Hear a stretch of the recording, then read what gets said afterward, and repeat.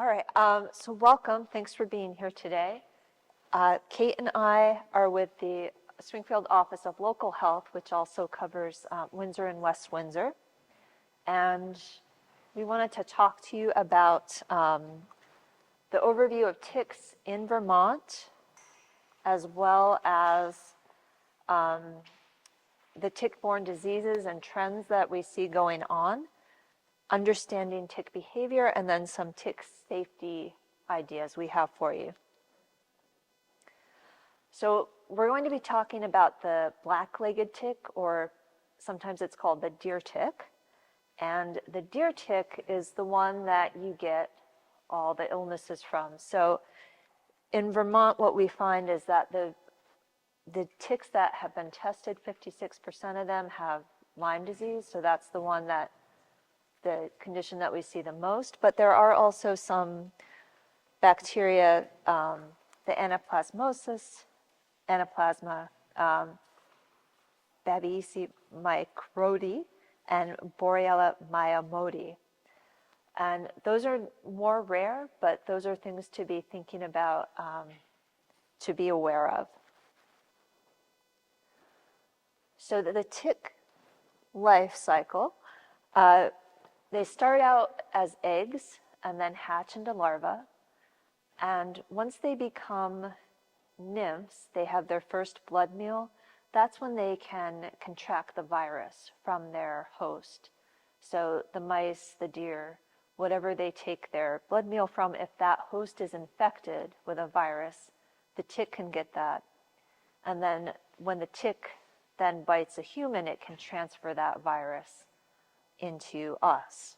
So ticks are most active in the spring and summer and fall. You can kind of see that from the chart, but I do also want to point out that the deer ticks, the black-legged ticks, can be active when it's above 32 degrees. So anytime it's above freezing, they might be out there. So if you're out in the woods in the winter and it's not freezing, you always want to make sure you do a tick check because they could be out there. And we are seeing a rise in the tick-borne diseases in Vermont, Lyme disease being the one that's going up the highest, and then also cases of babesiosis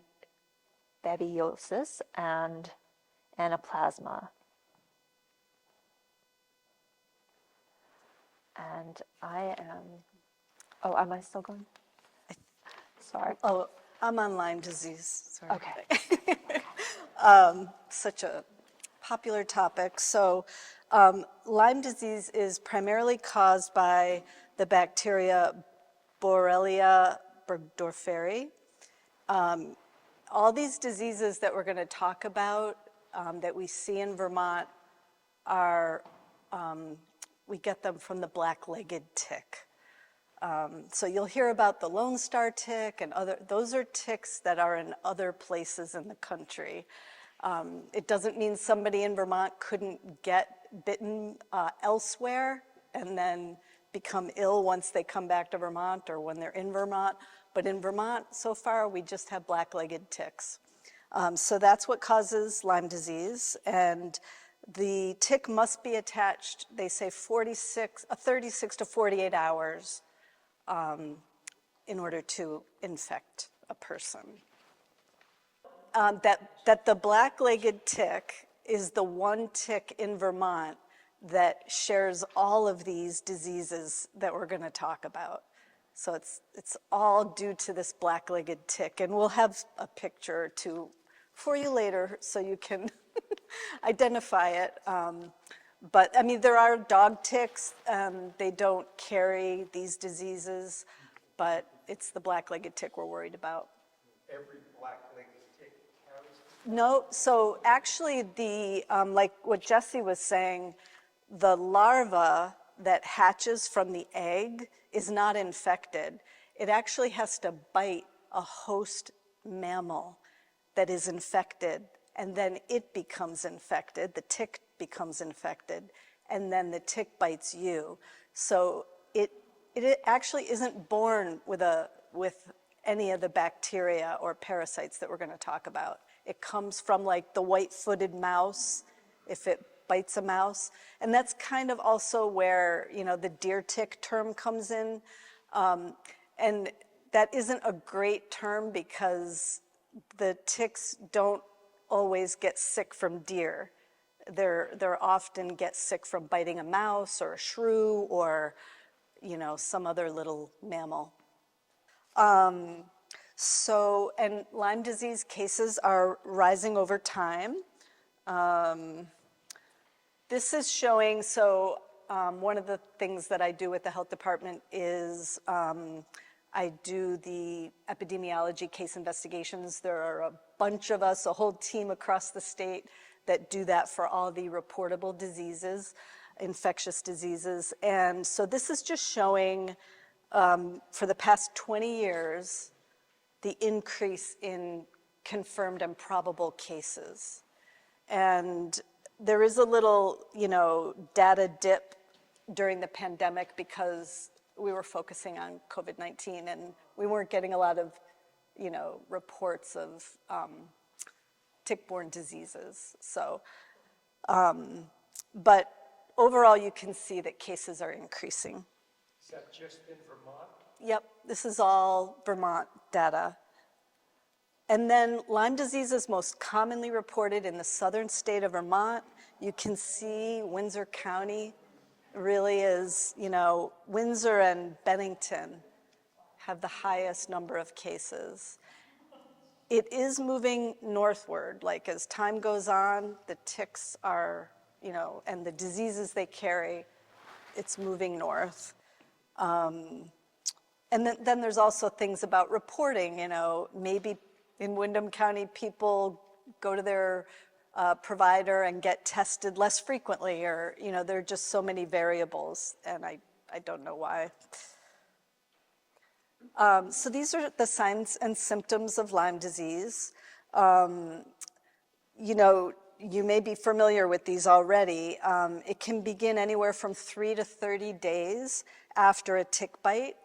About 70% of patients with Lyme disease develop that erythema migrans or the bullseye rash.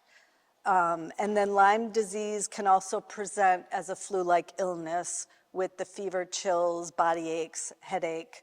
The later clinical signs and symptoms are rare, but they can be serious, like arthritis, facial palsy, meningitis, encephalitis. And these are photos of what the bullseye rash can look like. And as you can see, it really can vary. It's, not necessarily going to look like a bullseye. The ones over on the right kind of show some other ways that it can show up.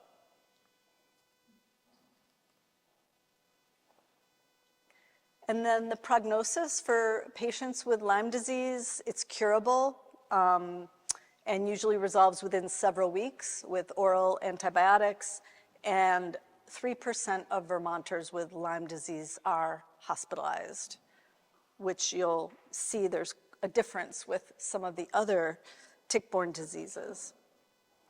Anaplasmosis is also a very common in Vermont tick-borne disease, and this is one that the infection can be transmitted less than 24 hours of the tick attaching to you. And there's the black-legged tick. That's a nice photo. Well, not really, but. And then these are the reported cases of anaplasmosis. Again, you see they have increased over the years. This is just, the past 12 years. Well, this goes to 2024, so 11 years.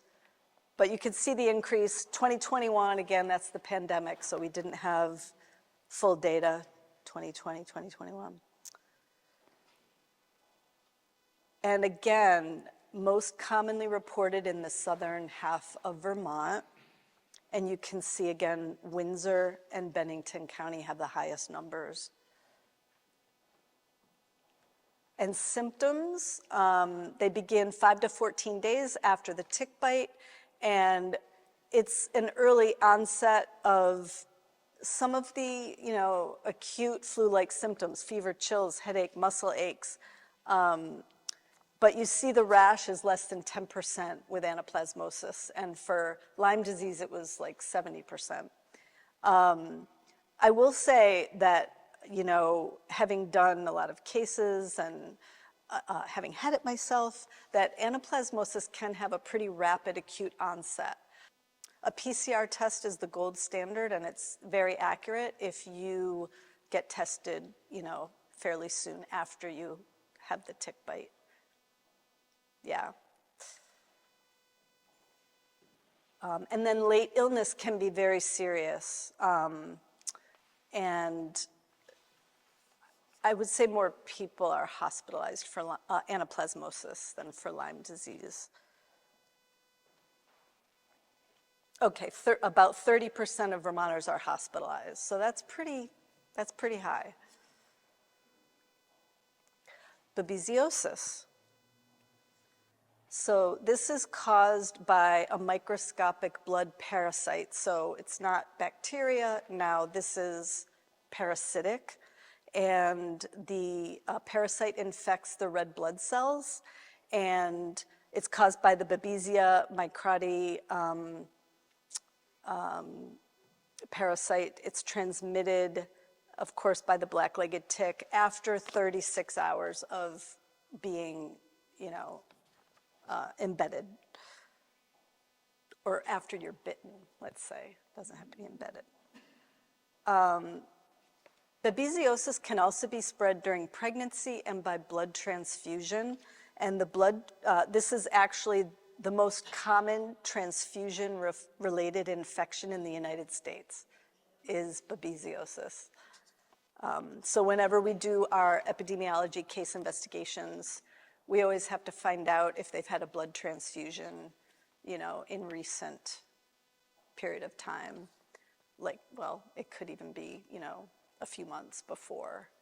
And then rarely it can be transmitted during pregnancy or delivery. Don't they typically test for that with blood? I don't know about that. I mean, yeah, I'm not sure about that. I will say that, this is anecdotal. This is not looking at all of the state babesiosis data, but just like cases that I do. It's like, I don't think it's ever come up that it's been a blood transfusion. But sometimes it will be like we get a notification from a blood bank or, a place where somebody donated blood so in that case, I would say, yeah, they must be testing it. If you give blood, they ask you in your screening whether you've ever had that. They do, okay. And I'm not sure if the answer is yes. I'm not having ever been infected. Had the answer yes, I don't know what they would do if one answered yes.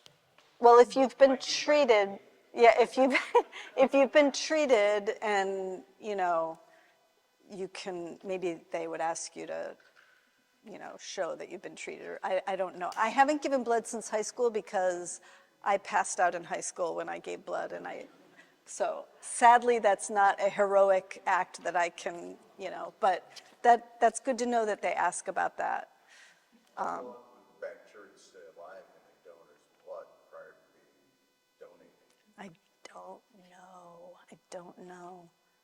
That's a good question, though.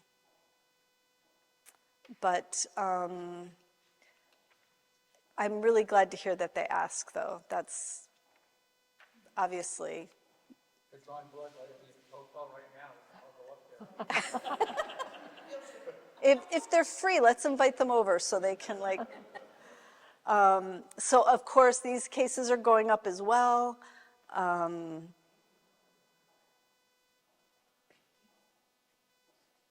Most commonly reported in southern Vermont. Yeah. So I'm so glad that you asked for this presentation. No. actually, clinical symptoms do range. You can be asymptomatic, so, and it actually says most people are asymptomatic. I don't see that, of course, because I'm usually talking to people. I mean, we just get the positive lab results, but I rarely hear from folks that they haven't had symptoms, so I was a little surprised about that, but.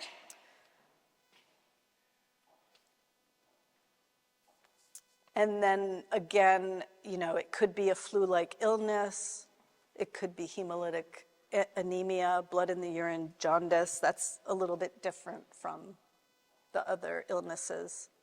There are some additional tick-borne diseases in Vermont that occur, you know, very rarely, but I'll just mention them because you might hear about them. And then, so one is the Borrelia miyamotoi. That's my best shot at that one.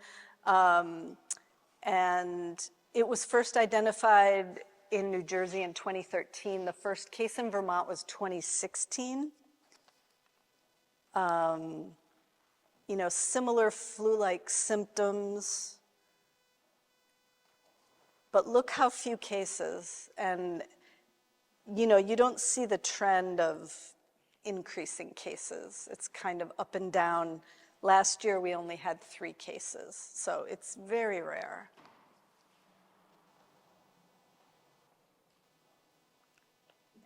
And then again in southern Vermont.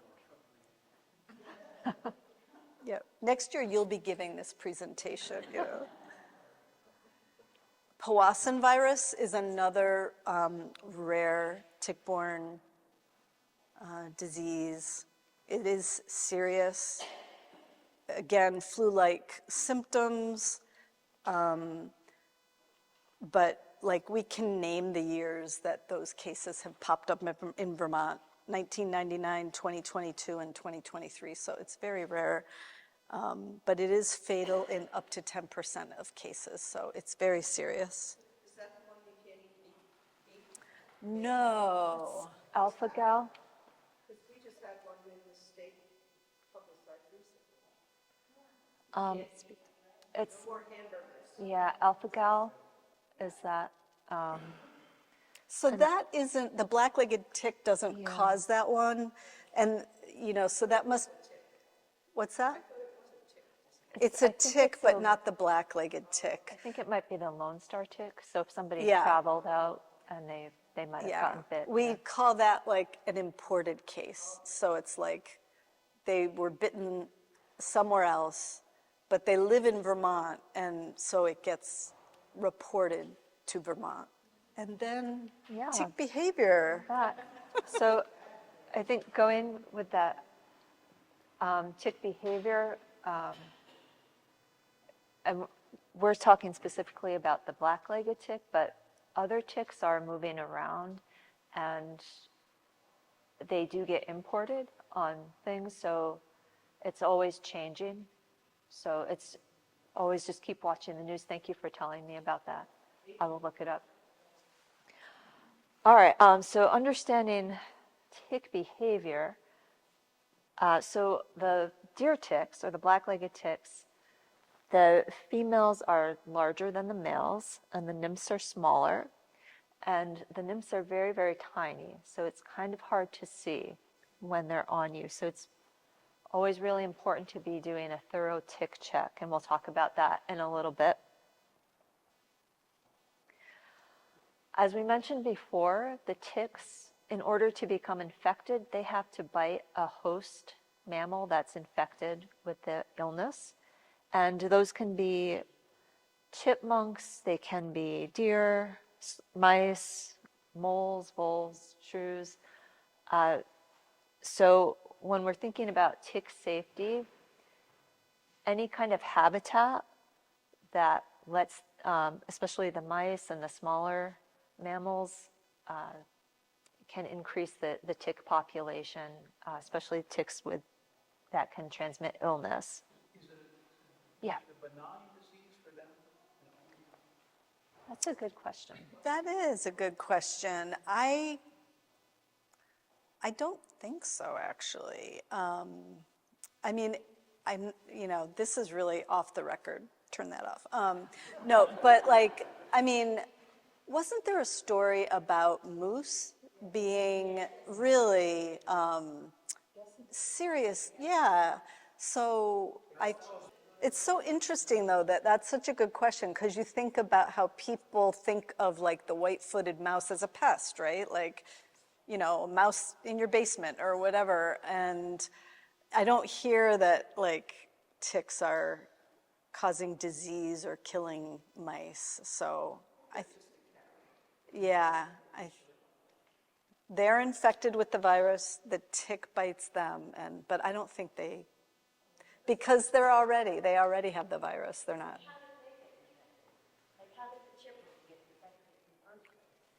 Yeah, I don't, not good hand hygiene, I don't know. Does this also It's a, affect the avian crowd, the birds? The birds are on the ground, and they must come in contact with something that just comes off the grass. Birds can get ticks that attach to them. I don't know that I haven't not seen a any reservoir. information, yeah, about them carrying the illness. yeah, and so these are I mean, with the exception of babesiosis, which is a parasitic disease, the other ones are bacteria. And so, I'm sure mice just somehow come in contact with bacteria and get infected. All right, good questions, thank you. Yeah, this is really great. All right, so ticks also have the behavior of what's called questing. So they will go up on a blade of grass or on a twig and just hang out there and wait for someone to pass by so that they can get on you or the animal. We talked about the life cycle before, but this again, just to illustrate that the larvae do not transmit the disease. It's when they become the nymphs that they can transmit illnesses. All right. And then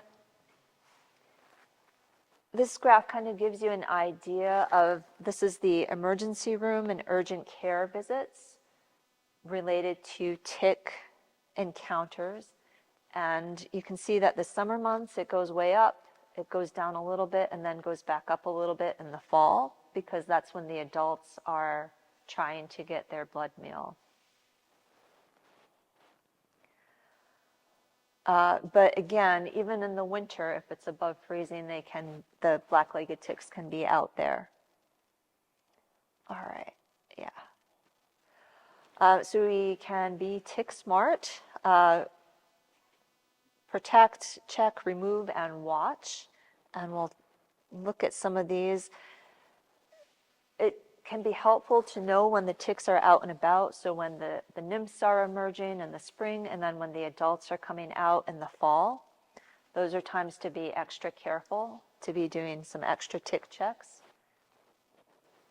You can avoid tall grassy areas, bushy areas, wooded areas with lots of undergrowth.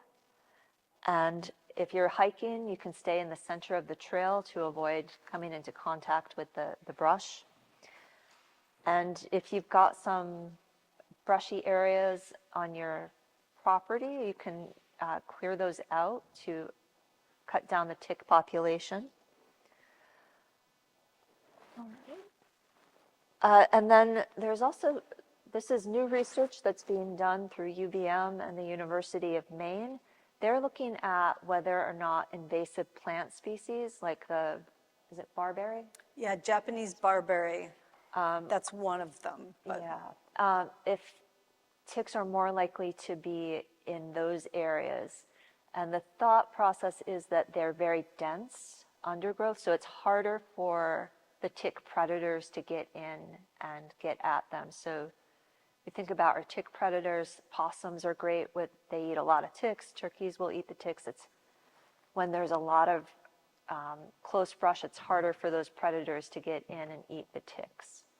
So there's some ongoing, they're doing the research right now to figure out if those invasive plant species are tick habitats.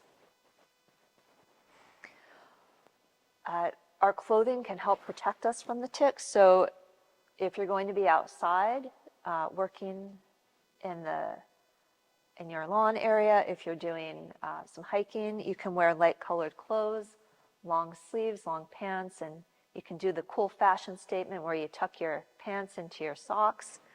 Wear insect repellent, that's approved by the EPA. You can use permethrin if that's something that is an option for you. And then also with your pets, you want to make sure that you are treating them, making sure that they're getting their tick prevention medication, and also checking them when they come in from outside. One of the things that we like to do in my family when we're out gardening or raking is we'll set a timer for 15 minutes, and when that timer rings, we'll do a tick check. And that's just a way to kind of keep ahead of it. And so if you find one, you can get it off of you before it starts to crawl up too far. Oh, and then they've got some, ticks have a superpower where their saliva contains proteins that make us numb to their bite. So if you think about when a mosquito bites you, you feel it right away and you can kind of hit it away. But the tick is like an anesthesia that it puts into you, so you don't feel it biting you. So that's why it's really important to do the visual checks to feel for the ticks, because we don't, they have that superpower where we don't feel them biting us. And then you can check for ticks, check your clothes, pets, check yourself, family members, roommates. Put your clothes in the dryer as soon as you come inside, and check yourself in the shower. And they recommend like checking your head, your armpits, your belly area, behind your knees, all those places where those ticks might find a place you might not see them. And we talked about this a little bit. It is hard to remove the tick once it gets embedded, but the recommendation is to use some tweezers and to pull it straight up. And then make sure you discard the tick. I always recommend putting it in, either flushing it down the toilet so you know it's gone, or putting it in like a Ziploc bag that can seal so it can't crawl out. And then if you do have one embedded in you, it's good to use, wash off the place where it bit you, use some alcohol to clean the area. It is kind of an open wound, so you want to keep that area clean. And then, we didn't pull this video up, but Oh, that's right. there's a video, if you're interested, it's on the Vermont Department of Health website. It actually shows the tick kind of embedding itself and how the person pulls it out with the tweezers. If you want to, see that yuckiness, you can see it. Again, much easier if it's not on your back or, but it does show the best case scenario of. Yeah. All right. So testing ticks for pathogens, the Vermont Department of Health doesn't recommend that, because if the tick is positive, you may. It doesn't, you're not if the infected. tick is positive, it doesn't necessarily mean that you're infected. And some people are outside and, have multiple ticks on them and they don't even know it. They're so tiny, especially if they're the nymphs. So if you just had one tick tested and it tested positive, it really doesn't say that you are infected. No, ticks don't get tested. So it's what was that, 70%? Well, it's not, it's 70% of, let's go back to that. I think it was 70% of patients with Lyme disease have the rash. Yeah, Oh. it was right at the beginning. So, it was the infection rate of Oh, okay, that was, so let's see, infection rate of ticks collected in Vermont. Okay, so I think this might be that we collaborate with ag and they test them. Yeah, it's like what we do with mosquitoes. So it's 56.7%. Yeah, So that's more than half. I mean, that's Yeah. yeah. So the process is if you have a tick bite and you get the tick out, you want to watch that bite area to see if you get a bullseye rash. And you also want to monitor your health for 30 days because the symptoms of Lyme can take 30 days to show up. So if you start to feel like you got the flu or you're just not feeling well, you should go to your health provider and let them know that you had a tick bite, and they can test you. And then, how long does that take? Because I mean, 24 hours usually. If they do a PCR test, then you should have a result within 24 hours. And yeah, so a lot of providers will treat you, they call it empirically. So, you know, oh no, they do it. They do, many providers will just prescribe you doxycycline, 10 days, yeah. I think the key is like, as Jesse said, like monitoring for your symptoms. And if you're having them, go see your provider or go to urgent care if you can't get into your provider. Because the sooner you can be treated for symptoms, you know, the less likely you'll be to have chronic. So doxycycline is pretty common, but with babesiosis, they may prescribe other antimicrobials. So just like, you know, there's a list of them, atovaquone or, you know, there's a whole list of them, but yeah.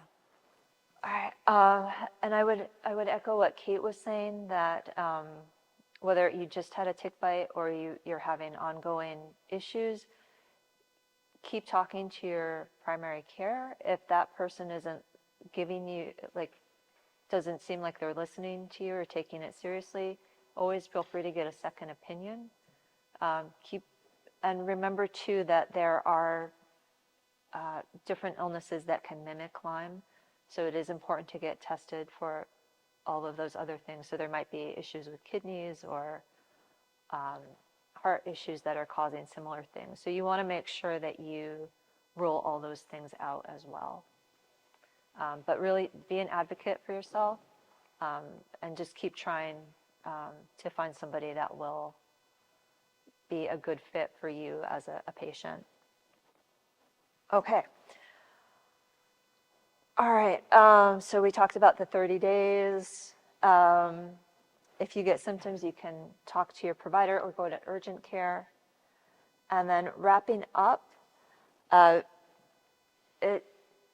remember where ticks live, so they like those brushy areas, wooded areas, and remember to check your pets when they come inside as well. Keep in mind when ticks are out and about, the summer months, fall months, know what symptoms to be looking for and how you can treat those diseases. And the best way to prevent a tick illness is to prevent a tick bite. So again, it's really important to be dressing appropriately, wearing those long sleeves, long pants, shoes, using insect repellent, doing a tick check frequently on yourself, on your pets, and then drying your clothes as soon as you come in from outside. If you would like free materials, the Vermont Department of Health has some that you can order. We have some of those in the back if you're welcome to take. So again, doing that daily tick check. If you are out, again, I would really encourage you to do it frequent tick checks. So if you've got your a phone or even a kitchen timer, set that for 15, 20 minutes when you're outside. Just take 10 seconds and do a quick tick check.